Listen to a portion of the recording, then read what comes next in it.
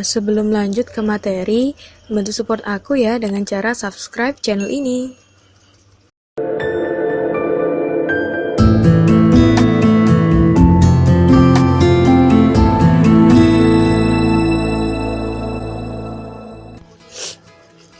Ya, kembali lagi di YouTube channel Kak Sarah. Di sini ada yang sedikit berbeda nih. Biasanya kan aku berbagi tips and trick. Sedangkan kali ini aku akan berbagi mengenai materi peluang. Jadi di sini aku akan menjelaskan mengenai materi peluang mulai dari dasarnya. Jadi kemungkinan video ini agak panjang ya. Jadi jangan bosen-bosen nonton channel YouTube Kak Sarah. Sebenarnya materi yang aku bahas itu dari request teman-teman. Nah, kalau teman-teman mau request, silahkan kalian komentar di kolom komentar di bawah. Jangan sungkan-sungkan untuk request.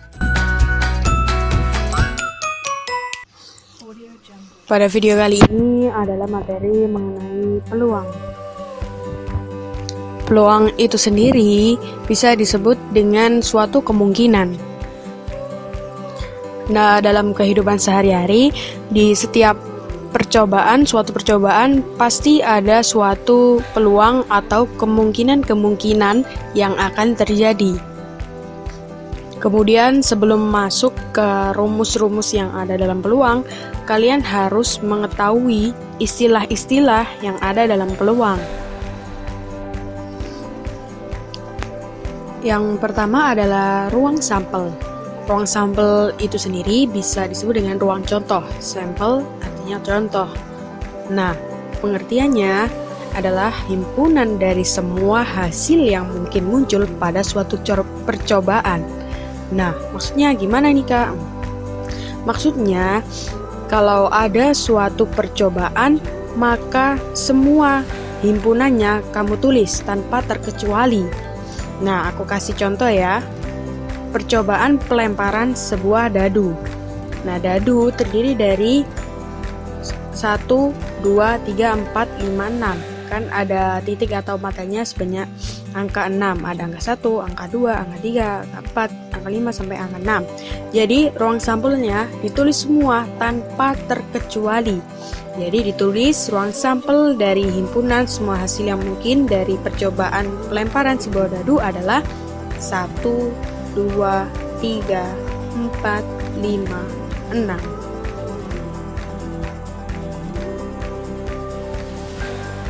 Kemudian yang kedua ada yang namanya titik sampel. Nah, bisa disebut dengan titik contoh. Titik sampel itu sendiri adalah anggota-anggota dari ruang sampel yang tadi ya, atau ruang contoh. Nah, maksudnya gimana Kak? Biar lebih gampang, mudah dicerna. Jadi intinya, kan suatu himpunan itu terdiri dari anggota-anggota. Nah, suatu himpunan itu tadi disebut ruang sampel.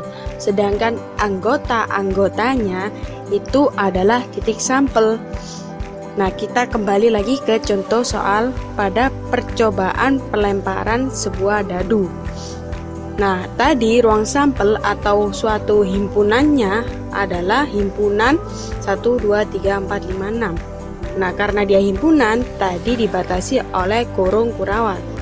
Nah, sedangkan kali ini kita membahas titik sampel. Titik sampel itu sendiri merupakan anggotanya. Jadi kita lebih bahas ke anggotanya, per anggota atau per individunya gitu ya. Jadi kita tulis 1, 2, 3, 4, 5, 6 tanpa kurung apapun, karena kita lebih ke anggotanya. Jadi kayak per 1, 1, 1, 1, 1, bukan suatu kumpulan, suatu himpunan, atau kalau di sekolah kalian ada geng ya, itu namanya, kalau himpunan itu bisa disebut kayak geng. Nah, di dalam geng itu ada siapa aja? Ada Budi, ada Ani, ada Rere. Nah, anggotanya itu atau titik sampel itu ya si Budi, Ani, Rere itu. Ya, oke.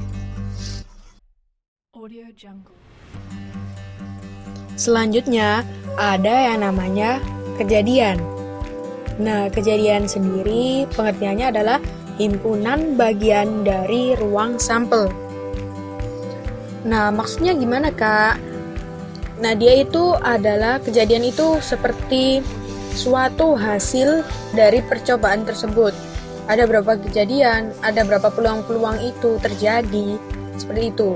Nah, maka dari itu, dia adalah himpunan bagian dari ruang sampel karena jawaban tersebut pasti merupakan bagian dari ruang sampel. Maksudnya ruang sampel itu tadi kan keseluruhan dari peluang yang ada. Maka kejadian itu terkadang ada 1-2 yang diambil dari keseluruhan tersebut. Maka bisa dikatakan kejadian adalah himpunan bagian dari ruang sampel. Nah, kalau kita kembali ke contohnya tadi pada percobaan pelemparan sebuah dadu. Nah, misal dikasih soal kejadian muncul mata dadu ganjil.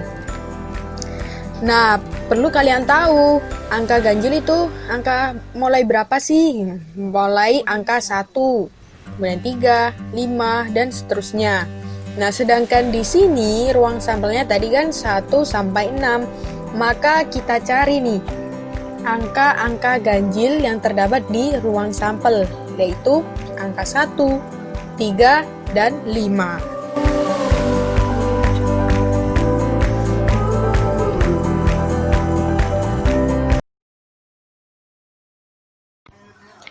Gimana ya kira-kira cara menentukan ruang sampel jika percobaan tersebut menggunakan benda lebih dari satu?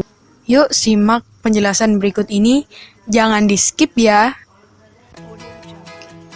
Jadi di sini kita punya contoh soal, yaitu 2 keping uang logam yang berbentuk koin ya, bukan kertas.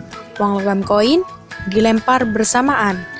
Nah, kemudian tentukan ruang sampel dari percobaan tersebut. Cara menentukan ruang sampel yang pertama adalah dengan tabel. Nah, tadi disoalkan diketahui uang logam koin sebanyak 2 keping. Nah, perlu kalian ingat uang logam koin mempunyai berapa sisi. Ya, misal kita gambar uang koin logam 500. Ada sisi angka dan ada sisi gambar. Misal ini gambar bunga ya. Mohon maaf kalau gambarnya jelek. Jadi dia ada 2 sisi.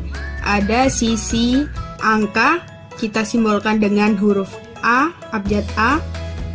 Kemudian gambar kita simbolkan dengan abjad G besar. Kemudian kita buat tabel. Kita buat tabel. Ini adalah K1, K2. Nah, di sini ada K1, itu yang dimaksud adalah koin 1. Koin atau koin yang pertama terdiri dari angka dan gambar ya. Kemudian koin yang kedua juga angka dan gambar. Kemudian kita masukkan ruang sampelnya, yaitu kemungkinan nanti mereka saat dilempar akan terbentuk yaitu angka koin 1 angka dengan yang koin 2 juga sisi angka yang akan terlihat. Dan kemungkinan berikutnya, peluang berikutnya yaitu koin pertama dengan sisi gambar dan koin yang kedua yaitu sisi angka yang terlihat. Dan seterusnya, berarti ini adalah angka gambar. Kemudian gambar. Jadi, ruang sampelnya dapat kita tulis, ruang sampel simbolnya S besar ya. Ruang sampel dapat kita tulis dengan kurung-kurung awal, angka-angka, angka gambar, gambar angka, gambar-gambar. Ingat, ruang sampel harus kita tulis semuanya tanpa terkecuali. Kemudian ada cara yang kedua, yaitu dengan pohon faktor. Jadi kita tulis kemungkinan sisi koin yang pertama, itu ada sisi angka dan sisi gambar. Kemudian koin yang kedua kan dia terdiri dari sisi angka dan gambar juga. Nah, itu kita tulis karena pohon faktor, jadi kita meneruskan seperti ini. Yang pertama di sisi angka koin pertama, jadi gini ya, angka gambar. Kemudian tepat di sisi gambar yang koin pertama ditulis angka gambar untuk koin kedua. Jadi hasilnya ruang sampelnya kita baca di sininya, ruang sampel. Dari sisi sini kita baca, yaitu angka-angka. Seperti ini ya, adik-adik. Kemudian angka gambar.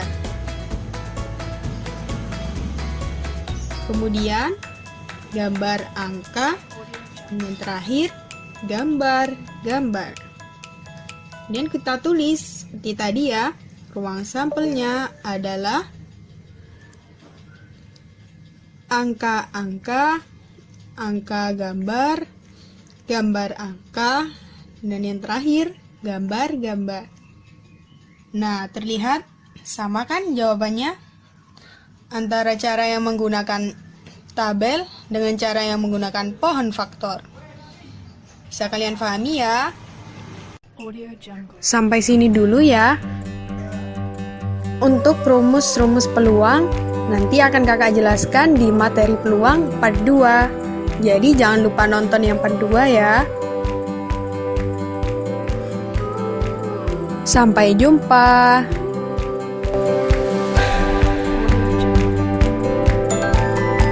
Terima kasih telah menonton video ini. Semoga bermanfaat. Jangan lupa like, comment, and share video ini.